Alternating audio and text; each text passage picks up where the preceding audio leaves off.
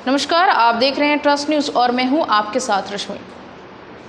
महिला के साथ छेड़खानी करना ये तो काफ़ी आम बात हो चुकी है पटना की सड़कों के लिए, लेकिन अब एक मामला निकल के सामने आया है जिसे सुनने के बाद आप भी हैरान हो जाएंगे, क्योंकि ये मामला कहीं और का नहीं बल्कि एक सरकारी कार्यालय का है, जहां एक महिला अधिकारी के साथ न केवल छेड़छाड़ की जाती थी बल्कि उसे इतना परेशान किया गया कि वो डिप्रेशन की शिकार हो गई, जिसके बाद अस्पताल में उसका इलाज कराया गया।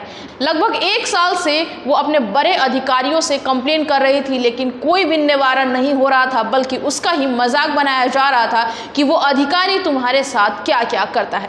हम आपको बताते हैं कि ये मामला कहाँ का है और आखिर कौन है वो महिला जिसके साथ इतने दिनों से छेड़खानी की जा रही थी। दरअसल ये पूरा मामला पटना जीपीओ का बताया जा रहा है, जहां पर स्टेनो का काम करती थी लड़की, जो कि यूपी से थी और पिछले 2 साल से वो पटना में रह रही थी।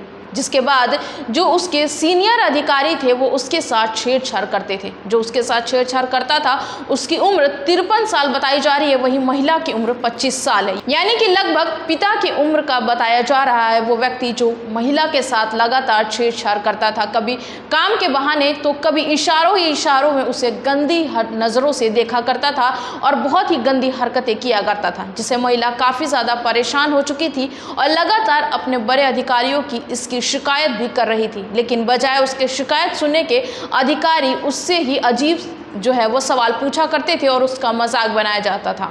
लगभग 1 साल से वो कंप्लेन कर रही थी। जरा सोचिए कि लगभग 1 साल से महिला जो है वो इसके लिए शिकायत कर रही थी अपने सीनियर अधिकारियों से, लेकिन कुछ भी निवारण नहीं हुआ। और इसके बाद ये हुआ कि महिला धीरे धीरे डिप्रेशन में जाती गई और अब अस्पताल में उसका इलाज चल रहा है। बताया जा रहा है कि महिला यूपी की रहने वाली है और उसका ट्रांसफ़र पटना के जीपीयू में हुआ था, जहां वो स्टेनो का काम किया करती थी। और जो व्यक्ति उसके साथ छेड़छाड़ किया करता था वो 3rd ग्रेड का स्टाफ बताया जा रहा है।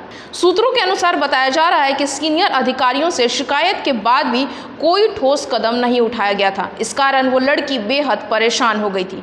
लगातार हो रहे टॉर्चर से वो न सिर्फ घबरा गई थी बल्कि डिप्रेशन की शिकार हो गई थी।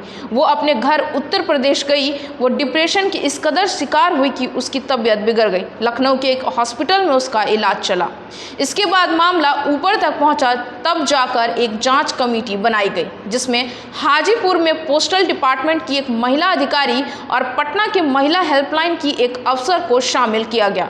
सूत्र बताते हैं कि सोमवार को इन दोनों महिला अधिकारियों ने जीपीयू में जांच पड़ताल की, लड़की की बातों को सुना और समझा, जिसके बाद उसे सस्पेंड करने की अनुशंसा की गई है। यानी कि मामला सामने आने के बाद अब उस अधिकारी को सस्पेंड करने की मांग उठ रही है और अनुशंसा भी की गई है कि जल्द ही उस व्यक्ति को सस्पेंड किया जाएगा। लेकिन सवाल कई है कि आखिर इतने दिनों बाद प्रशासन क्यों जागे, जब वो लड़की डिप्रेशन में चली गई, लगातार परेशानी का सामना करते हुए उसे अस्पताल में भर्ती भी होना पड़ा, तब जाके ये मामला सामने आया और तब जाके अधिकारियों ने जांच कमेटी बैठाई। क्या उन अधिकारियों पर जांच कमेटी नहीं बैठनी चाहिए जिसने इस महिला को लगातार परेशान किया था और इसका मजाक भी बनाया था और इससे भद्दे भद्दे सवाल भी किया करते थे जब ये महिला उन सभी के पास अपनी शिकायत लेकर जाती थी।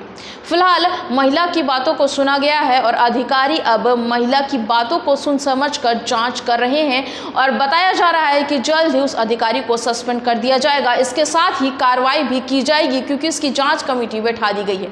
लेकिन पटना जीपीओ के इस मामले को सामने आने के बाद कई सवाल खड़े होते हैं कि आखिर क्या सभी महिलाओं के साथ ऐसा ही व्यवहार किया जाता है, क्योंकि ये तो एक मामला है जो सामने आ गया। महिला की हिम्मत थी कि उसने इन सभी चीज़ों का विरोध किया।